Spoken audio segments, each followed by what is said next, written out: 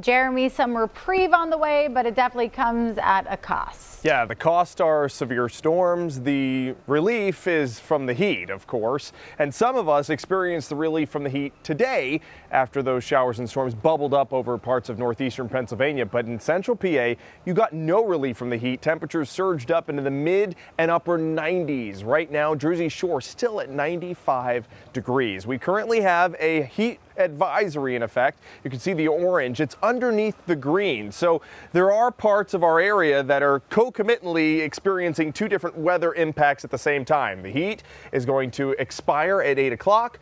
Once the cold front comes through, it'll cause a lot of showers and storms to spark up. And the threat we're worried about as meteorologists is excessive rainfall. So the flooding downpours, not so much the lightning strikes, not so much the hail or the tornadoes, but the possibility of flooding downpours. And that's why that flood watch is in effect until Friday morning for all of northeastern Pennsylvania, back through a lot of central Pennsylvania too.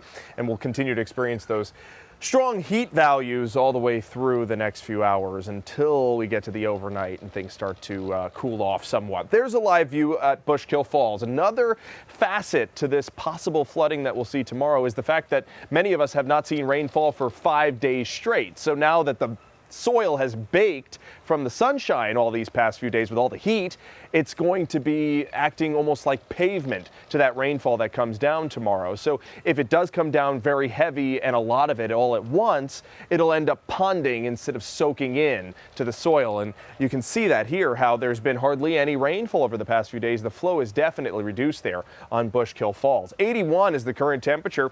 We have calm winds and high humidity. Could be some fog by sunrise. Today dealt with some showers and storms. Just one last bout of downpours there in parts of Sullivan County.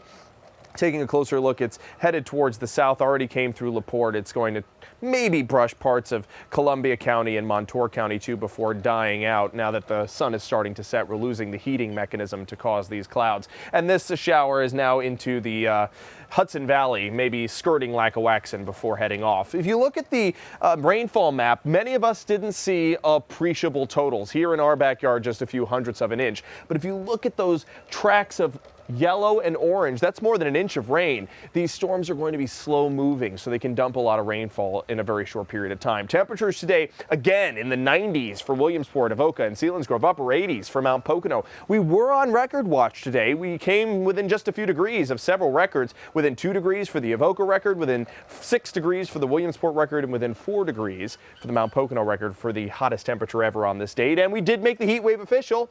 It has been 3 straight days of temperatures at or above 90 degrees, and that is the criteria for a heat wave here in Pennsylvania.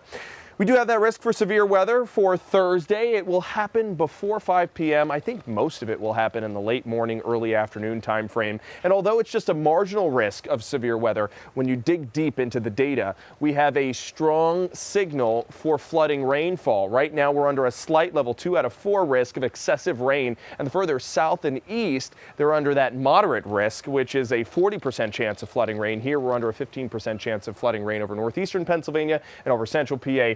More like a 10% chance of flooding rain. So here's how I see things overnight tonight, maybe a spot shower or two. The storms don't start to spark until 8 or 9 o'clock in the morning.